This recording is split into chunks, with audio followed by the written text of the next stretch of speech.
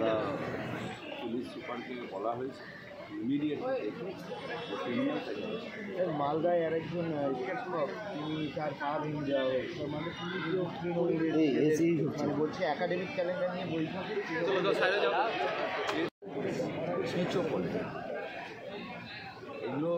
এগুলোর কোনো মানে নেই। এইসব করে করে বিজেপি আজকে আর 20টা আসনে পাবে, তার কারণ এইসব ছেঁচো পলিটিক্স বাংলায় চলে। সরস্বতী পুজোর থিম এটা হতে পারে, সরস্বতী পুজোর থিম হতে পারে যে মুখ্যমন্ত্রী দিচ্ছেন বিশ্বালাইন, কোনোটা বিশ্বালাইন আছে না আছে সেটা ইনভেস্টিগেশন আছে।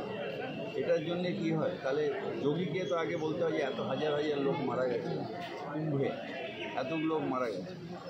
এগুলো হচ্ছে এগুলো হলো ছেঁচো পলিটিক্স। ওটা তৈরি করে সরস্বতী পুজোতে বিজেপির যারা সমর্থক হবে 2-4 জন তাদের আনন্দ দেবে, বাংলার মানুষ আনন্দ পায় না। সরস্বতী পুজো একটা নিষ্ঠার পুজো, আমাদের সমাজের পুজো, এবং সেই পুজো আমরা যারা ক্রিয়েটিভিটিতে বিশ্বাস করে, যারা এডুকেশনে বিশ্বাস করে, সেই মানুষগুলো আস্থা হয় মালদায় সাবিত্রীর ওপর দাঁড়িয়ে চাপা মারতে বলেছে। ওটা আমি পুলিশকে বলেছি ইনকোয়ারি করতে, সবাইকে করেছিলাম।